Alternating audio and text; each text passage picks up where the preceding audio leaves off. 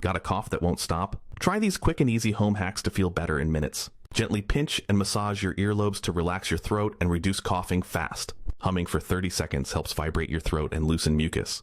Take a sip of cold water, swish it in your mouth, and swallow slowly to calm irritation. Place a tiny piece of fresh ginger under your tongue. It works instantly to stop the tickle. Another trick is the breath holding method. Inhale deeply, hold your breath for 5 seconds, then exhale slowly to reset your cough reflex. These simple tricks work fast and don't require medicine. Try them and see what helps you the most. Have you tested any of these? Share your experience in the comments below, or let us know if you have another trick that works.